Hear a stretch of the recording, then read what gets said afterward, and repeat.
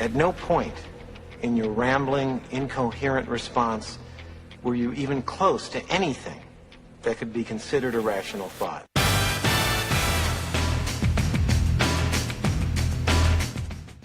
I instantly know I got a good guess when I get a smile out of somebody with my bumper reel there. Intelligent thought, meaningful thoughts, great ideas coming today from my good friend. We're going to talk about something that's going to be near and dear to all of our hearts. And I'm going to just say it this way.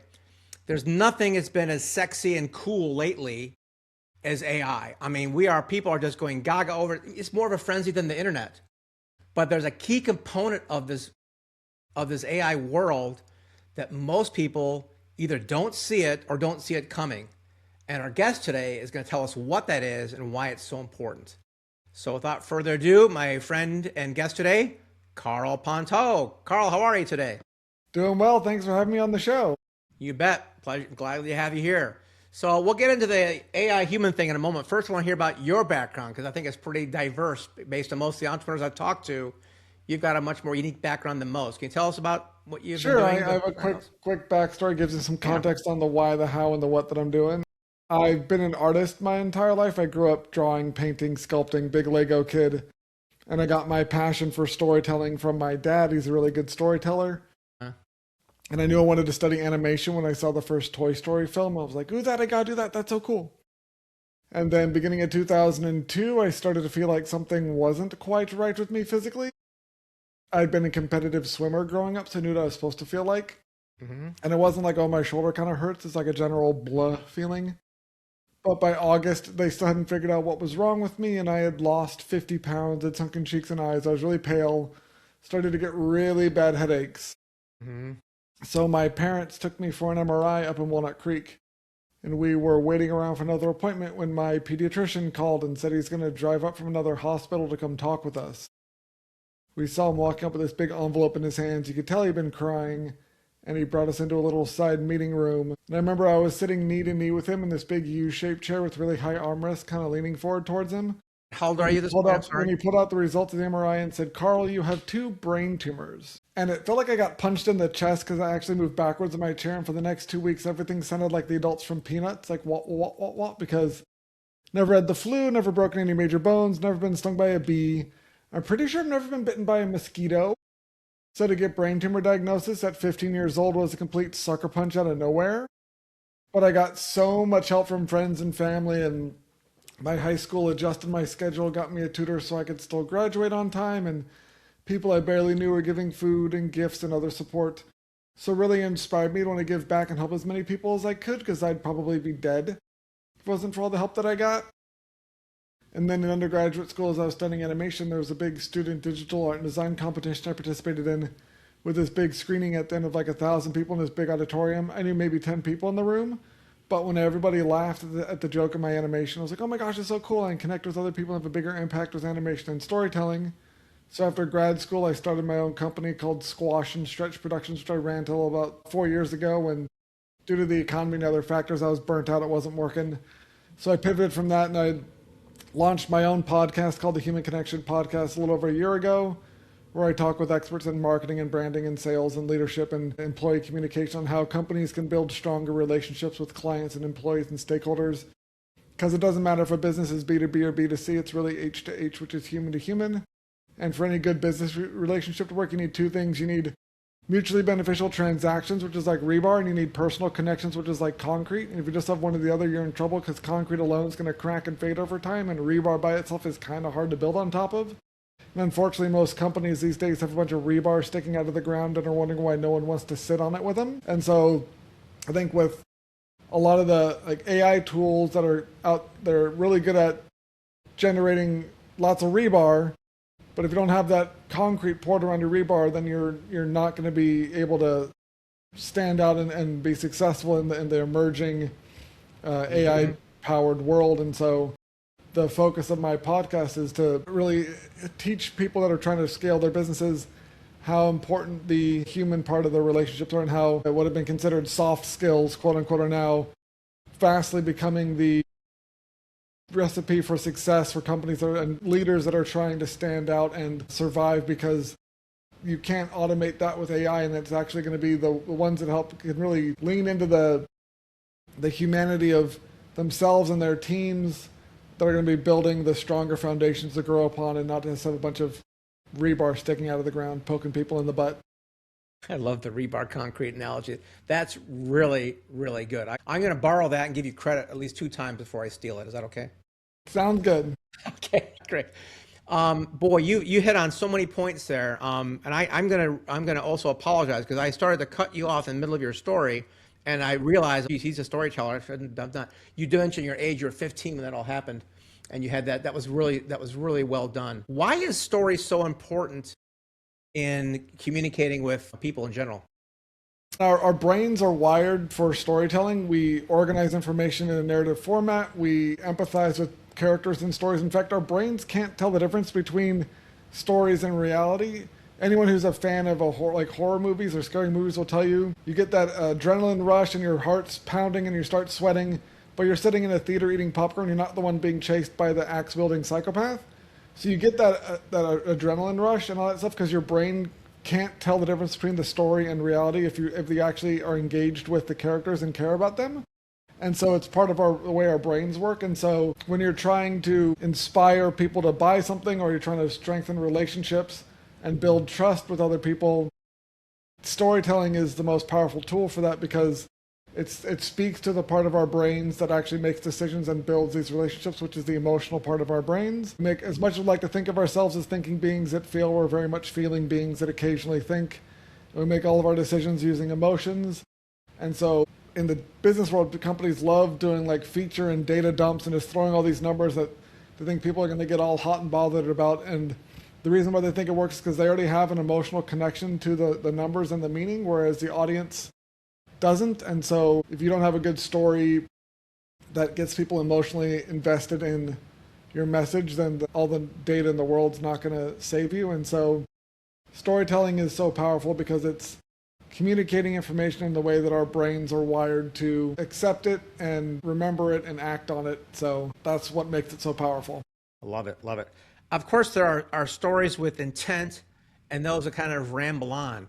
When when you're doing animation or you're helping people now, do you use like a structured format, or just is it natural to you? I mean, having a good structure to any sort of communication is important. Knowing what you're going to say and thinking about it, especially if it's something that is going out into marketing or to any wider audience, you really have to understand them more than you probably already do.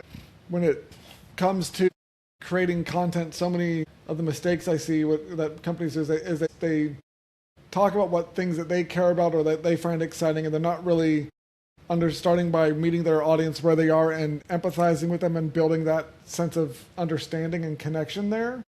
And so it's a lot about being able to put yourself in your audience's shoes and understand the situation and understand what, not just like the results they want, but it's also what's the impact that result has on their lives, the transformation it brings that's really going to be impactful, and actually gets them to want to buy the thing or take the next step, because it's the way you think about what your offer is compared to how people perceive it, or basically almost any sort of communication. What you think you're saying and how people are actually hearing it is very rarely exactly on the same level. So understanding the likelihood of things being misunderstood or taken the wrong way or just reacted to differently helps you approach the act of communicating more effectively. So it's almost always better to at least plan things through and understand what you're trying to do, and so that way you can track the results and refine your message to better get the results you want from the audience. But it's way more complicated than most people are aware of, because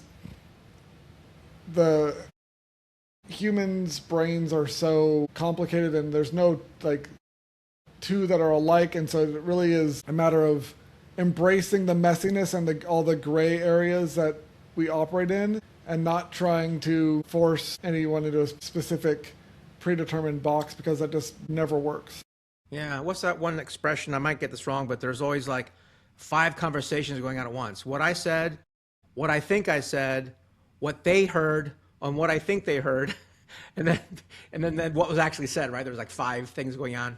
And then there's also the 6th one, which is Like after they leave the room, what are they going to remember? Oh, yeah, 6, right. That, because so much, like, it's one reasons why like big workshops and like webinars and seminars never really move the needle, because you go to the thing, you're in a different location, you get all this information into your head, you walk out of the room, and your brain just goes, "What? We're going to dump almost all of it immediately." And by the time you get back to your regular routine and into all your habits, you don't really apply any of it, because it's not your. It just, the way our brains work are not suited for those big kind of webinar information dump things. So it's, yeah, when you're even on basic communication, understanding that by the time someone's left the room, what you think you told them is very rarely what even gets like remembered. Yeah. Yeah. It's funny you mentioned that. I just, my community, which you asked about earlier, Visionaries Roundtable, we do a hot seat session for members. It's usually, 6 people at a table, and they have a, business challenge, and the table asks clarifying questions. They give advice and resources and referrals on what the problem was.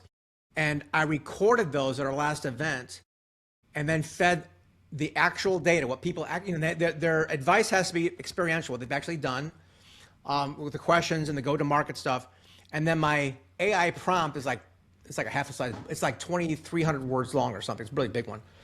And it takes everything that all 6 people said, and it creates summary, workflow, checklist, everything for them. So when they leave, it's like, it's not only what everybody said, it's enhanced. It's actually better.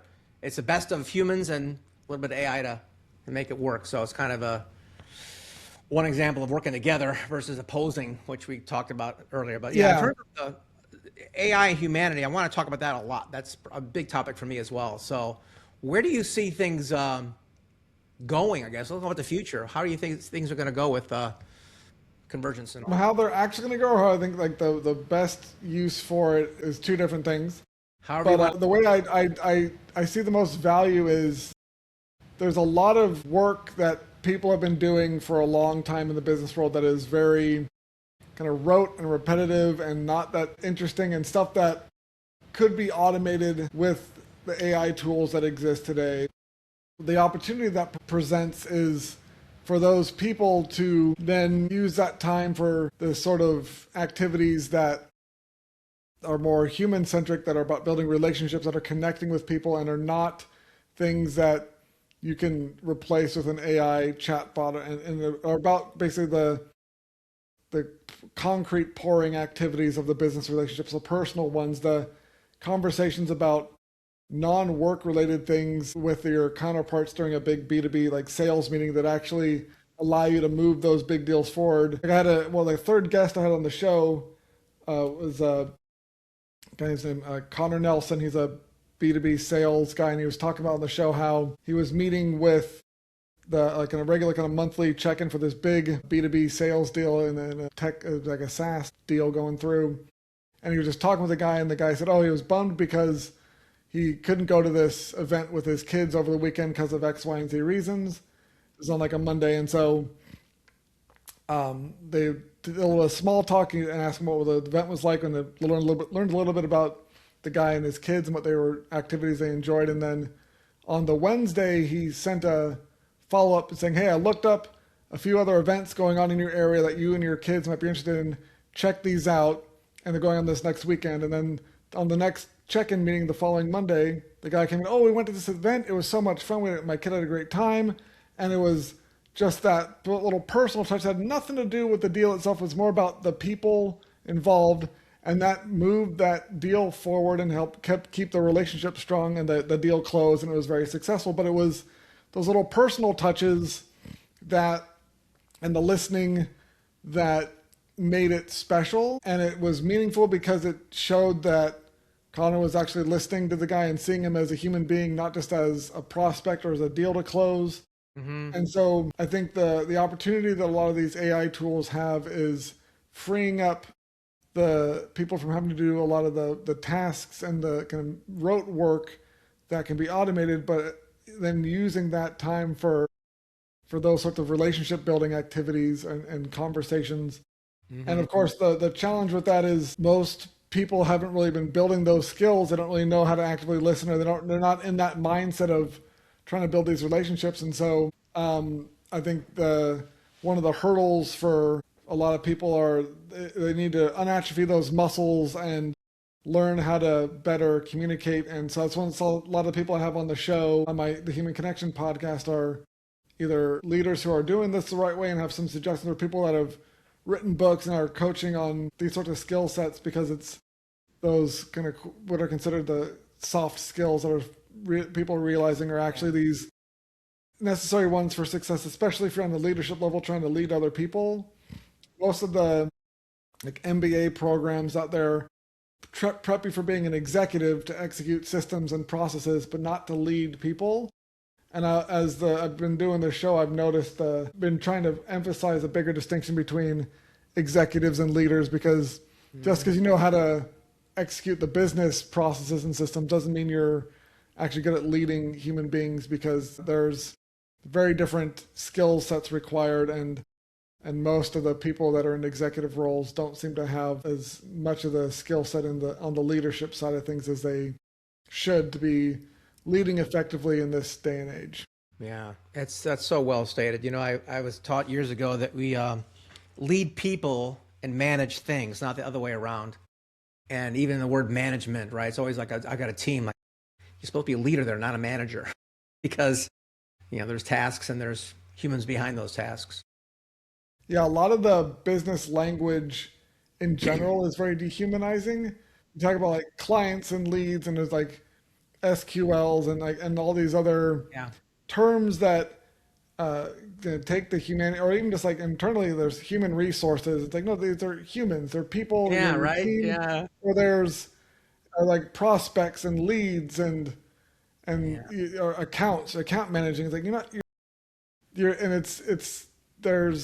it sucks all the humanity out of the process, and I think the companies, and I've talked to a number of some great leaders on the show who, when they really flip that and embrace and take care of their employees and see them as human beings with lives outside of work, and who it's not like the kind of work-life balance idea. It's life, and that people like I'm blanking on the guest's name, but it was really brilliant how he expects his team to bring 100% of their capacity to work every day, but he recognizes that their capacity isn't always the same. Like what's 100% one day might not be 100% the next day, because they might be dealing with like a sick family member or like like other issues. So understanding and holding space and being cognizant of the entire human that is working for you, not just the job title, not just their responsibilities at the company, and supporting people on that level. And I think the ability to and the skills for focusing on that are what makes a great leader, because when they take care of their employees, they're going to take better care of the clients, which leads to more of the bottom line results that companies have been chasing and really prioritizing, but have been trying to cut the corners of taking care of their teams and taking care of their clients and just trying to get the money side of things going. And it ends up leading to kind of where we're at now, with this lack of trust and the current systems kind of starting to crumble, and it's all these problems because they've forgotten that even with all the AI stuff going on today, if none of your employees showed up for work, you don't have a company anymore. It's still the people showing up and doing the work. So the taking care of employees that then can take care of the clients, and then the clients will be wanting to renew, and they'll be referring in more of their friends and family, and they'll be building a community that has that sense of belonging and trust around the brand again. That's what leads to sustainable, sane growth. And it's something that I think also it's something that's needed is kind of a new metric for success for businesses. It's not just around the profits, but also like kind of impact and then the place they have in society, and the way they make the world a better place, and not just for money, because there's often seems to be just like this limit to growth that is not working with the current mindset that so many companies have, just like endless growth, when it's like there's not that mindset is also reaching its limits now, which is causing some interesting issues in the world. So I think I answered your question. What do you mean about causing issues? Go ahead, tell me more about that. Well, just when the idea of this endless growth for businesses doesn't make sense because there's limited number of people and resources and money, and so the idea that you can always be growing when your metric for success is just money, we're kind of reaching the limits of that mindset of what's really possible or like realistic without just being harmful on every other measurable metric. And so I think there's a better or kind of mix of metrics that can help measure success and give people that same sense of accomplishment that is better for more people, which will allow for the continued society and markets and stuff that in a way that's better for more people because it's obvious that the current working. It's just so myopic, right? So if it's just the bottom line, you can make money, but it's just paper, right? It's what the money provides and does for us is the only thing we really care about. So I think that's very wise to go down a little deeper than behind the bottom line. There's more to it there. That's good. Yeah. So give us a promotion on your podcast. How can people listen to it and tune into it? Give me the name and the URL and all stuff, and we'll put it in the show notes here. Yeah, it's the Human Connection Podcast. It's on YouTube. We put the link in the show notes here. If you go to the humanconnectionpodcast.com, you can check out some more about me and see the links to the show there. It's also on Apple Podcasts. And so I'm also very active on LinkedIn and Substacks if you can find me there. I think I'm the only Karl Pontau on LinkedIn and probably the only one on Substack as well. It's a very different, distinctive name. Actually, on the naming side of things, I learned over the Labor Day weekend last year, hanging out with my parents, my dad casually mentioned, like, did you know our last name in French means bridge? Pont is French for bridge. And I actually learned that Pontau means bridge too in French. So the guy is all about human connection and bringing people together. His last name is literally bridge too. So since then, all my LinkedIn content has had the hashtag Karl the Bridge on it. Yeah, that's so funny. I had a guy who took care of my aquarium. His name was Carl Fish. He was an aquarium keeper. So. Yeah. It's in his DNA. So yeah, you're supposed to be a connector, Karl. No question. Yeah. The Human Connection Podcast. Check it out. I can't thank you enough for being on our show today and all the lovely referrals you've sent our way, of course. So I'm really grateful for that and can't wait to share with you more. And check it out, folks. Karl Pontau, the Human Connection Podcast. He is the, how can I say this? The shining voice of freedom and humanity in a world of technology and deep fakes, I guess. I appreciate that so much. Thank you for your shows. Any parting words of wisdom for people?